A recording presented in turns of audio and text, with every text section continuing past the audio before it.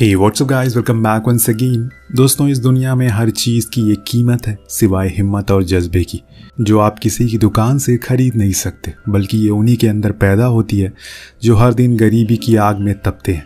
कैसे एक अनाथ लड़का जो कि एक पुरानी कार में सोया करता था, पर एक दिन वो अपनी मेहनत और लगन से बन जाता है इतना मशहूर कि दुनिया आज भी उसे याद करती है। कहानी की शुरुआत होती है और लेक साइड से एक बूढ़े आदमी को हम बैठा हुआ देखते हैं जो अपने ग्रैंडसन को बोटिंग करते हुए देख रहा था।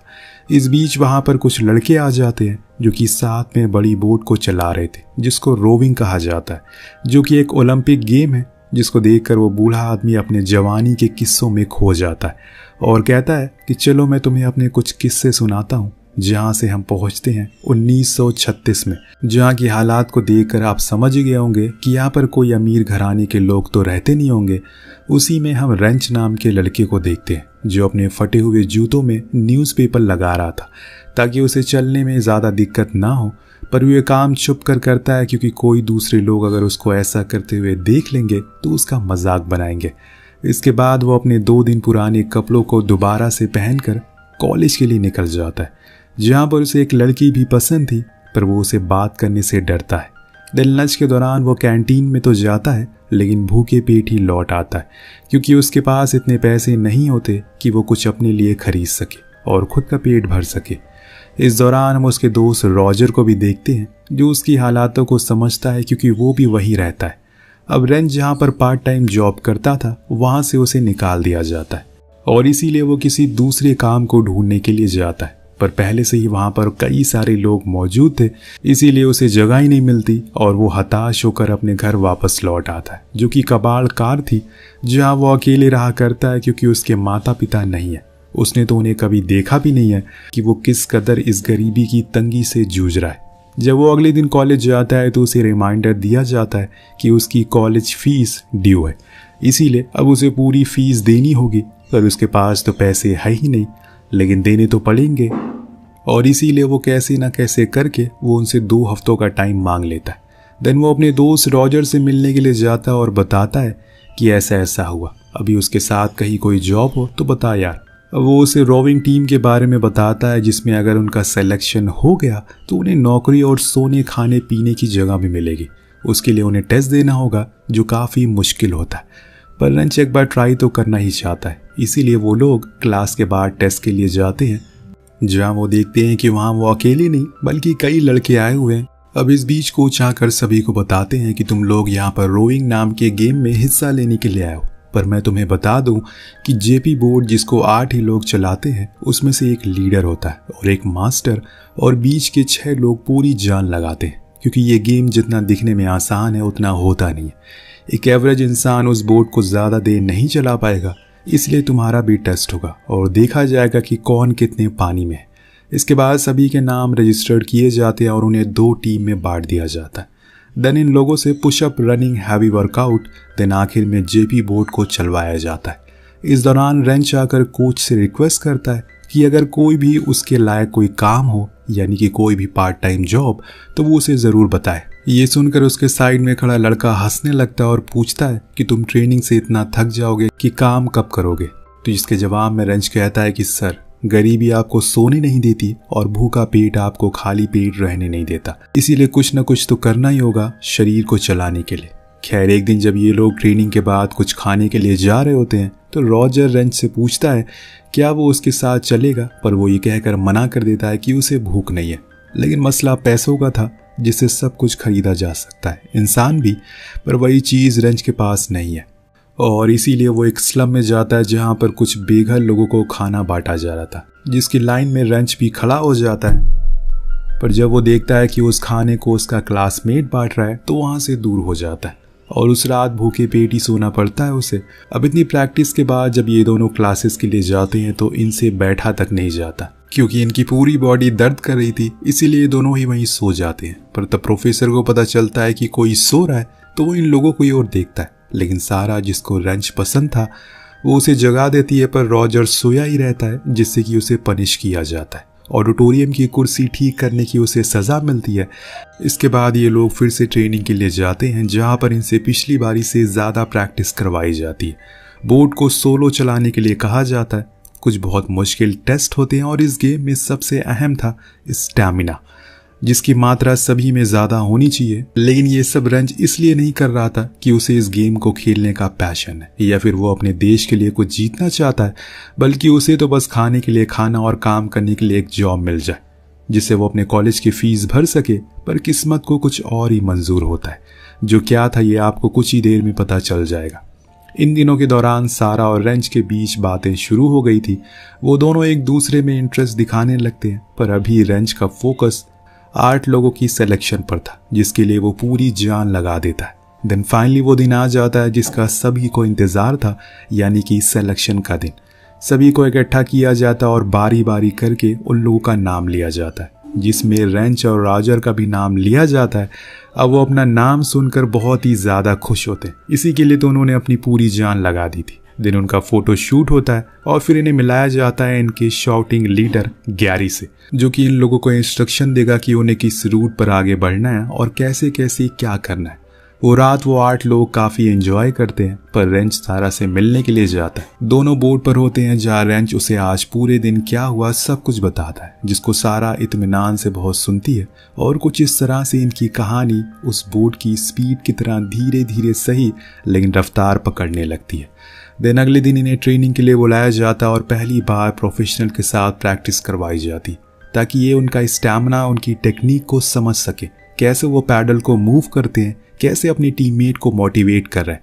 सब कुछ इन्हें ध्यान में रखना पड़ेगा। अब एक दिन घर जाने के बजाय रेंच उस जगह पर पहुंच जाता है जहां इनकी बोट को रिपेयर और बनाया जाता है। वहां वो बड़े ही गौर से उस बोट को देखने लगता है। तभी एरन नाम का एक बूढ़ा आदमी वहां आता है जिसका यही काम था। वो उसे देखकर हैरान था क्योंकि कोई भी लड़का यहाँ नहीं आता, क्योंकि उन्हें नॉर्मली इंटरेस्ट नहीं होता इन सब चीज़ों में। पर रेंच अलग था। वो उनसे काफ़ी बातें करता है, जिसे सुनकर वो कहता है कि तुम्हारा जब भी मन करे तुम यहाँ आ जाना।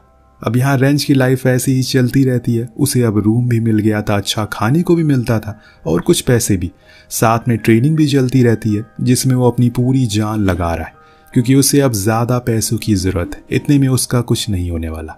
अब एक दिन हेड कोच के पास कम्युनिटी मैनेजर आते हैं, जो इस टीम को देखकर कहते हैं कि इस बारी हमें गोल्ड लाने से कोई रोक नहीं सकता, बस मेहनत करते रहो।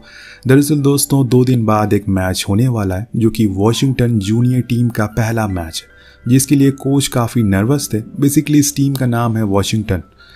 अब उन्हें समझ नहीं आता कि वो क्या करे, कहाँ किसी को सिटिंग पोजीशन दे, और इसीलिए गैरी को बुलाया जाता है क्योंकि उसने सभी प्लेयर को सबसे करीब से देखा है। वो जानता है कि किसकी क्या ताकत है और क्या कमजोरी।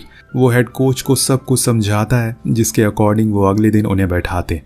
पर उससे पहले वो उन्हें एक नई बोट देते हैं और एक बात बोलते हैं कि हमेशा इस बोट की इज्जत करना, तभी ये तुम्हें जीत हासिल करा कर देगी। जिस दिन तुमने इसे सिर्फ एक मामूली बोट समझा, उस दिन तुम सब कुछ खो दोगे। अब फाइनली इनकी पहली रेस शुरू होती है। हजारों की तादाद में वहां पर लोग आए थे, लेकिन शुरुआत में ये लोग पीछे रह जाते हैं। लेकिन गैरी की बहादुरी और उसके जज्बे को देखकर उसके टीममेट के अंदर एक अलग ही आग लग जाती है, जिसके बाद वो कुछ ऐसे ही बोट को दौड़ाते हैं कि वहां सभी लोग देखकर हैरान हो जाते हैं। एक बारी तो वो सभी को इतना पीछा कर देते हैं कि किसी को यकीन ही नहीं होता कि ऐसा कैसे हो गया, और वो उस रेस को जीत जाते हैं, जिसकी खुशी सभी मिलकर साथ बांटते हैं।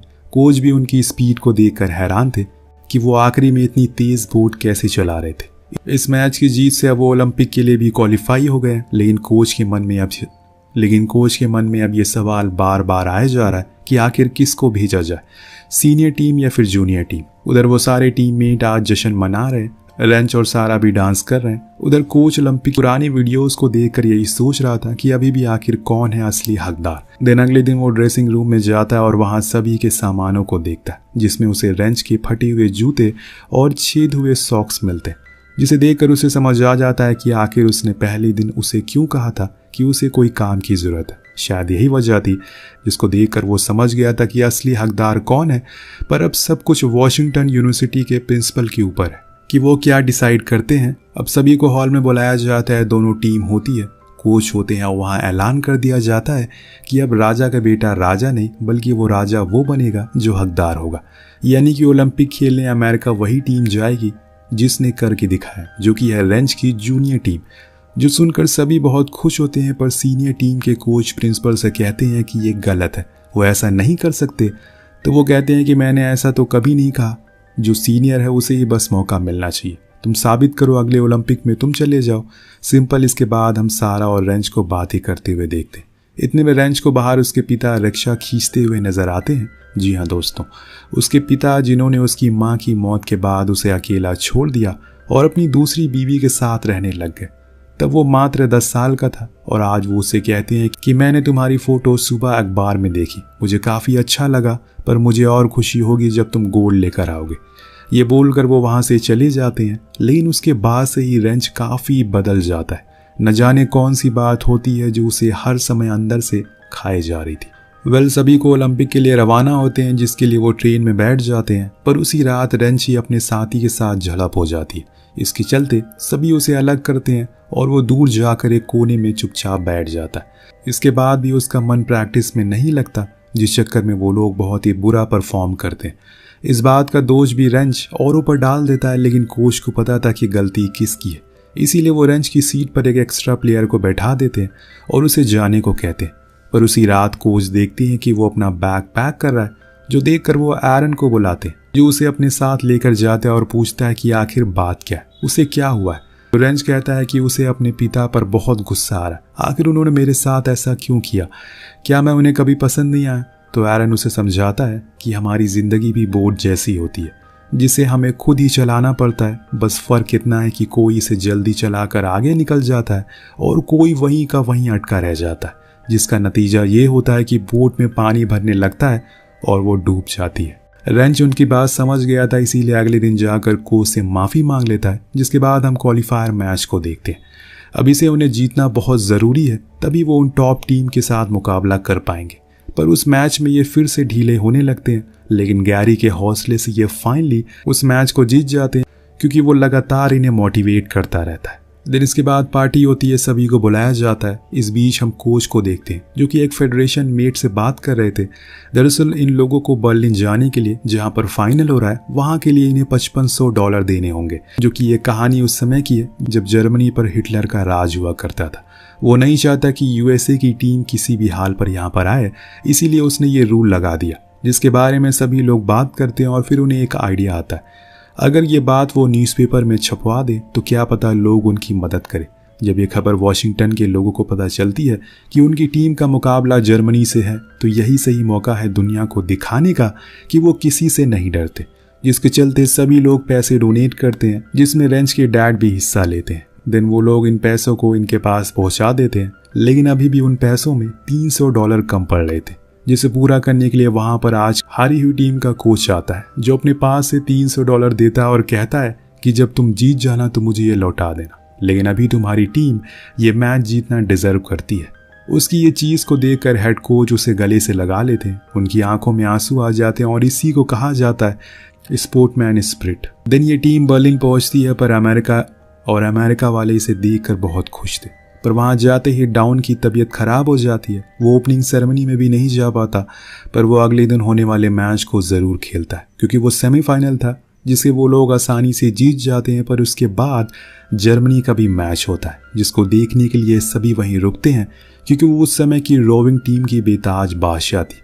पिछले 4 ओलंपिक गोल्ड मेडलिस्ट थे, जिसकी वजह से वो कुछ ही चंद सेकंड में इस गेम को जीत जाते और उन 6 टीम मेट में अपनी जगह फाइनल में बना लेते हैं। इसका मतलब जर्मनी सबसे स्ट्रांग टीम है। लेकिन तभी वहाँ पर डाउन बेहोश हो जाता है और फौरन डॉक्टर के पास लाया जाता है, जहाँ डॉक्टर बताते हैं कि उसे डिहाइड्रेशन हो गई है कुछ और अब उसे कुछ हफ्तों का रेस्ट चाहिए।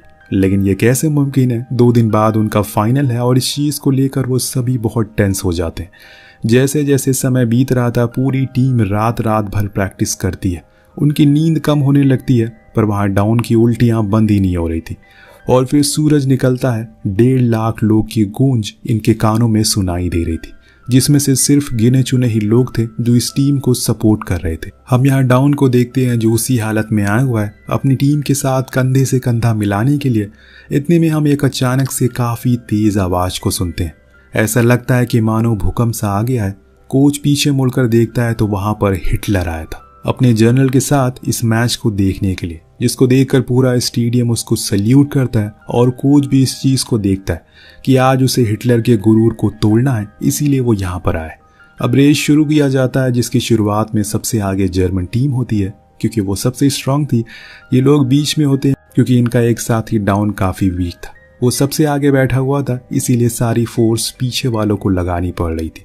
जिस चीज़ को देखकर गैरी उससे कहता है कि देखो वहाँ हिटलर खड़ा है, उसने तुम्हारे देश के न जाने कितने लोगों को मार दिया। आज तुम्हारे पास मौका है उसके ही देश में उसके सामने उसकी टीम को हराने का। उसे दिखा दो कि हम अमेरिकन कुछ भी कर सकते हैं। अपना देश सभी को प्यारा होता है। और गैरी की ये बातें सुनकर उसके अंदर की वो बुझी हुई आग जल जाती है, जिसके चलते उनकी स्पीड बढ़ती है और अब ये लोग तीसरी पोजीशन में आ जाते हैं, जहाँ पर सिर्फ इटली, जर्मनी और अमेरिका थी। अब जर्मनी और अमेरिका बराबरी पर है और तभी दोनों टीम फिनिश लाइन को क्रॉस कर लेती है। किसी को पता नहीं चल पाता कि कौन जीता, इसीलिए उनकी फोटो खींची जाती है कि कौन जीता। लास्ट मोमेंट की फोटो को देखकर रेफरी ऐलान करता है कि इट्स अमेरिका, जो सुनकर हिटलर कुछ ही सेकंड में वहां से गायब हो जाता है। और जितने भी अमेरिकन सपोर्टर होते हैं जो पूरे अमेरिका ये टेलीकास्ट देख और सुन रहा था, वो सब खुशी के मारे झूम उठते हैं। इस टीम ने हिटलर के ही देश में हिटलर की ही टीम को हरा दिया। उनके पास शब्द नहीं थे। अब कोच को यकीन ही नहीं हो रहा था कि चंद महीनों की टीम ने आज 4 बार की चैंपियन को हरा दिया।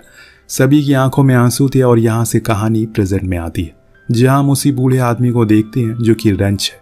उसका पोता उसे पूछता है कि दादाजी, क्या आप वो 8 लोगों के साथ वो ओलंपिक जीते? क्या आप सभी 8 मिलकर उस बोट को चलाते थे? तो रेंच जवाब में कहता है कि बेटा, हम 8 नहीं थे, 1 थे, और जब तक हम एक हैं हम किसी से भी जीत सकते हैं। आखिर में हमें पूरी टीम की असली फोटो दिखाई जाती है, जिसके साथ ये कहानी यहीं खत्म हो जाती है। वेल, आपको कहानी कैसे लगी नीचे कमेंट करके जरूर बताएगा। मिलते हैं अगले वीडियो में। Thank you so much watching. Piece.